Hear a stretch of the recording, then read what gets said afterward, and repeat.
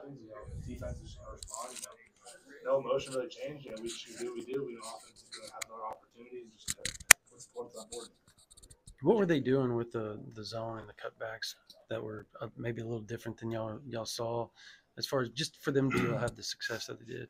Yeah, so they've kind of figured out that we have a really good interior defensive lineman all over the place. So they're really just trying to do the outside zone, the stretches, have a pistol. They're really trying to hit the edges. I think we did a great job of kind of stopping that.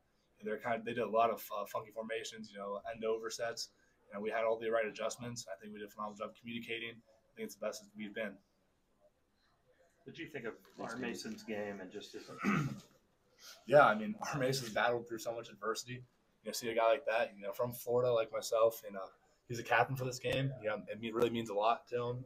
To finally be out there, and he had 3 sacks in the second half.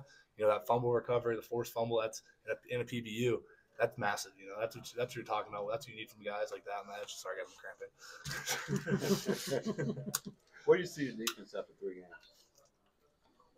I mean, I think we still have a long ways to go. I think we got in that red zone. We got to be better. Especially last year, that was a really strong point for us. And we just got to make adjustments, I think, better, and really just communicate and continue to improve. This was a really dynamic offense coming in after a couple of games. You guys made it one-dimensional early. How satisfying was that, knowing where you've been and where you still got to go in this season? Yeah, with our front seven, that's one focal point. No one can really run the ball on us. They kind of wanted to open up the passing game. I think in the second half they tried to start airing it out more. They got us on that first drive. I think we responded really well. We've talked a ton about, OU getting SEC ready going into next week. Do you feel like this defense is SEC ready? Absolutely. I think it allowed 12 points and 3 points. That's pretty good. I think obviously we know that's not where it needs to be right now. We need to keep improving. There's little mistakes here and there that we need to fix, but we're on the right path. We have the right mindset. You guys obviously try to stay an even keel, and you guys try to not to get too high, too low, depending on the opponent. But obviously the game next week is the first SEC game. It's going to have some intensity to it leading up to it. How do you guys manage that during the week? We're going to prepare the exact same way we prepared for Temple, for Houston, for Tulane. It's nameless facing opponent. We just got coming here. We're going to come here tomorrow, break down the film, and start game prepping for Tennessee. You don't think there will be just a little bit more edge during practice at all?